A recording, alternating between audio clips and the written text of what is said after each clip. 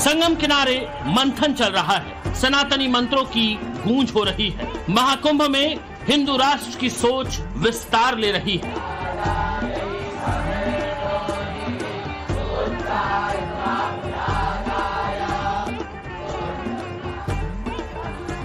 जितने महापुरुष संत महात्मा है ना, यही केवल दिल्ली चले जाएं या कहीं चले जाएं, इतने में ही हिंदू राष्ट्र बन जाएगा। ये झंझट एक बार में निपट जाएगा। जो व्यक्ति हिंदू बन जाएगा उसको हम त्वरित हिंदू स्वीकार कर लेंगे और उसको वोट देने का राइट, प्रधानमंत्री बनने का राइट सब प्राप्त हो जाएगा।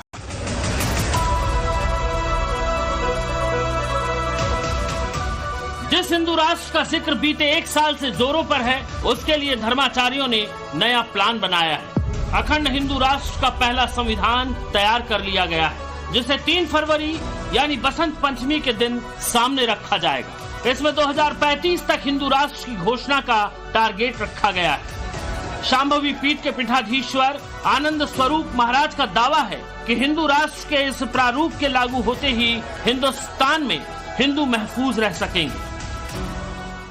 मैं इस हिंदू राष्ट्र संविधान के माध्यम से भारत में राम राज्य लाना चाहता हूं।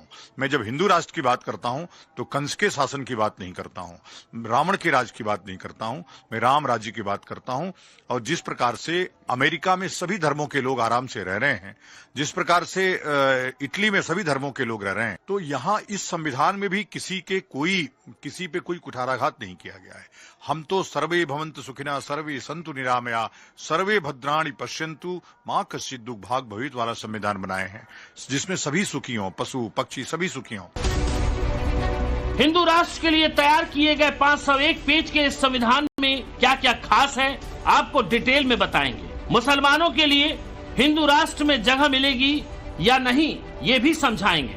लेकिन पहले ये जान लीजिए कि सनातन की धर्म ध्वजा थामने वालों ने महाकुंभ में पहुंचकर इसकी जरूरत क्यों बताई। नहीं सहमति के साथ चलेंगे तो कल असहमति के साथ देश से बाहर चलेंगे। पर बांग्लादेश के हिंदुओं पर अत्याचार हुआ या वो चिन्मय दास पर अत्याचार हुआ तो उसके पास ऑप्शन था भारत। भारत के संतों पर अगर अत्याचार होगा, भारत के हिंदुओं पर, तो इनके पास में ऑप्शन नहीं है।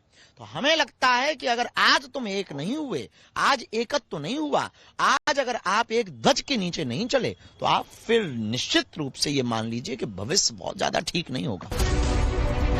बागेश्वर धाम के पीठाधीश्वर पंडित धीरेन्द्र शास्त्री हिंदू राष्ट्र की वकालत करने वालों में सबसे आगे हैं। वो महाकुंभ में संगम स्नान करने पहुंचे और साधु संतों के साथ मिलकर आगे की रणनीति बनाएंगे। माना जा रहा है कि 27 जनवरी को हो रही धर्म संसद में भी हिंदू राष्ट्र को लेकर बड़ी चर्चा होगी।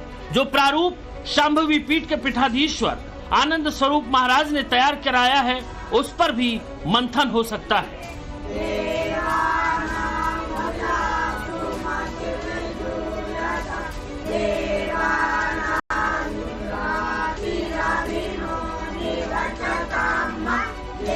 दावा है कि इसे 12 महीने और 12 दिनों में तैयार किया गया है। इसमें उत्तर भारत के 14 और दक्षिण भारत के 11 विद्वानों का सर्वस्व ज्ञान है। राम राज्य, श्री कृष्ण के राज्य, मनुस्मृति और चाणक्य के अर्थशास्त्र को आधार बनाया गया है। इसके तहत विदेश नीति, सुरक्षा नीति और शासन नीति को धर्म संगत चलाने पर जोर है। हिंदू राष्ट्र में जो हमारे अधिकार होंगे, जैसे ईसाइयों को जो अधिकार प्राप्त होंगे, वही अधिकार प्राप्त होगा जो इटली में हिंदुओं को प्राप्त होगा। वही ये सब जगह होता है, ये यही नहीं है, ये और भी संवैधानिक व्यवस्था में यही है। इटली में भी भारत का व्यक्ति प्रधानमंत्री नहीं बन सकता, इसीलिए सोनिया गांधी जन्मना नागरिक थी, इसलिए नहीं बन पाई हो। तो वो व्यवस्थाएं हमने इसमें बहुत कड़ाई से रखा है। जो त्वरित न्याय हमारे देश में अभी भी विलंबित न्याय है, व्यक्ति अपराध करता है और मरते दम तक उसको दंड नहीं मिल पाता है। इसमें दंड की एक आयु सीमा है।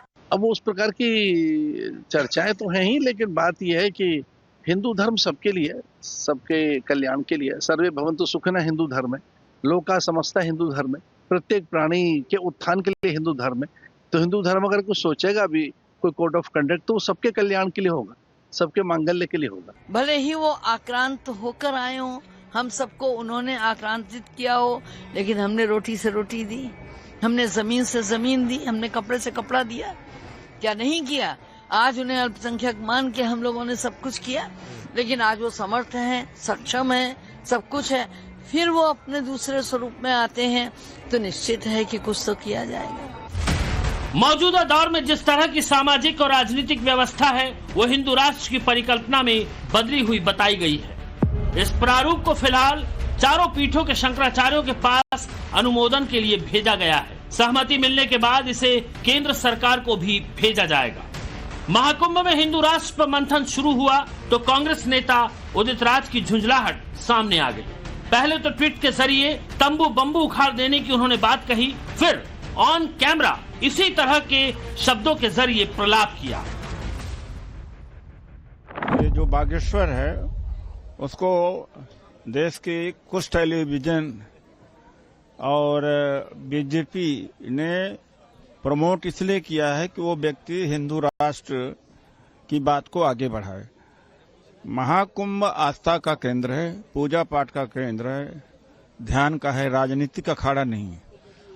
ये क्या संत हैं जो वहां जाकर के हिंदू राष्ट्र के लिए संविधान बना रहे हैं? 12 महीने और 12 दिन में संविधान तैयार हुआ है। ये बिल्कुल संत है ही नहीं है। इनको वहां से भगाना चाहिए, गिरफ्तार किया जाना चाहिए। राष्ट्र विरोधी काम कर रहे हैं। आपकी मीडिया पे कह दें अगर कोई खिलाफ हो रहा हो हिंदुत्व की हमारी बात पर, तो आप अपनी हाजमा की गोली लेके रखिए। हम आपके पेट में दर्द जब तक जिंदा रहेंगे तब तक आपके पेट में दर्द करवाते रहेंगे। हिंदुत्व और हिंदुस्तान की बात नहीं छोड़ेंगे, और अगर आपने ज्यादा किया तो हम तुम्हारी दरवाजे पे तंबू गाड़ करके ठटरी मारेंगे। सनातन विरोधियों की ठटरी बांधने का दावा करने वाले पंडित धीरेन्द्र शास्त्री हिंदू राष्ट्र विरोधियों के पेट में दर्द कराते रहने वाले हैं, और इसकी एक वजह ये तस्वीरें भी बताई जा रही हैं। महाकुंभ नगरी में हिंदू राष्ट्र की मांग को लेकर शोभा यात्रा निकाली गई।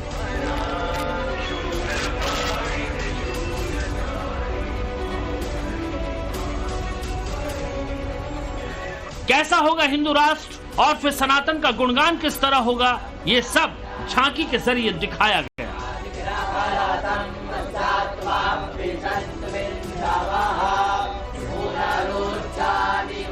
नारे और उद्घोष के साथ संत समाज ने संगम किनारे हिंदू राष्ट्र का आह्वान किया।